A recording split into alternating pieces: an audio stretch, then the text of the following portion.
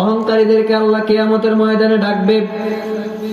যারা কোরআনকে মানে নাই, যারা ইসলামকে মানে নাই, কিয়ামতের ময়দানে আল্লাহ তাদেরকে ডাকবে আর তাদেরকে প্রশ্ন করবে, লিমানিল মুলকুল ইয়াউম লিল্লাহি ওয়াহিদিল কাহ্হার।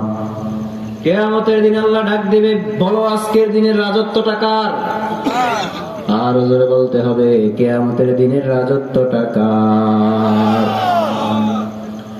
আল্লাহ ধমকের সুরে বলবে, বলো আজকের রাজত্বটা কার? দুনিয়ায় তো আমার কথা শোনো নাই, অনেক দাওয়াত দিলাম, দাওয়াত তো মানো নাই, বলো আজকের দিনের রাজত্বটা কার? ওই অহংকারী মানুষগুলো চুপ হয়ে থাকবে, কোনো কথা বলার থাকবে, কোনো কথা বলতে পারবে না। তখন আমার আল্লাহ নিজেই জবাব দেয়, লিল্লাহি ওয়াহিদিল কাহ্হার।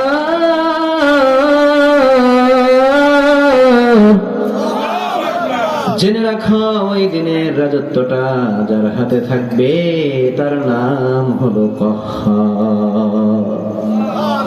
কিয়ামতের দিন আল্লাহ যে নামটা নিবে সেই নামটা হচ্ছে কাহ্হার। কারোর প্রতি কোনো জুলুম করবে না, কারোর প্রতি অন্যায় করবে না, ইঞ্চি পরিমাণ ছাড় আমার আল্লাহ দিবে। যতটুকু গুনাহ করেছেন আল্লাহ লাইভ টেলিকাস্টে দেখিয়ে দিবে। আল্লাহ শোনাবে না, আল্লাহ দেখাবে। ফামান ইয়ামাল মিসকাল যাররাতিন খায়রান ইয়ারা ওয়া মান ইয়ামাল মিসকাল যাররাতিন শাররান ইয়ারা। একটা অনুপরিমাণ ভালো আমল যদি আপনি করেন, ওইটাও কিয়ামতের ময়দানে আপনাদেরকে দেখাবেন কে? রাআ ইয়ারা। আলেমরা বুঝবে এটা অর্থ কি, শোনানো না দেখানো। রাআ ইয়ারা মানে হচ্ছে দেখানো। আর আমার আল্লাহ বলে, ফামান ইয়ামাল মিসকাল যাররাতিন খায়রান ইয়ারা। ভালো যতটুকু করেছেন ততটুকু আমার আল্লাহ দেখাবে। ওয়া মান ইয়ামাল মিসকাল যাররাতিন শাররান ইয়ারা।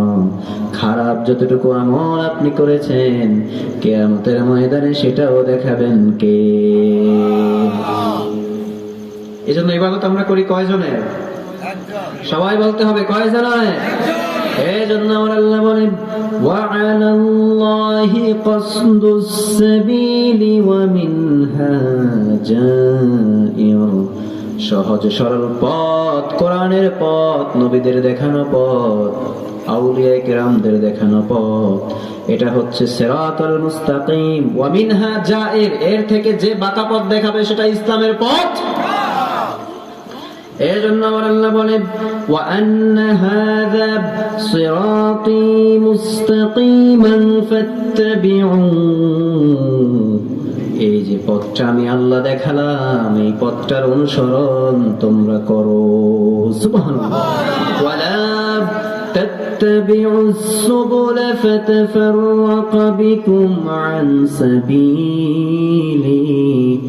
আর তোমাদেরকে এই পথ থেকে দূরে সরানোর জন্য অনেক লোক চেষ্টা করবে, তোমরা তাদের ফাঁদে পা দিবা না।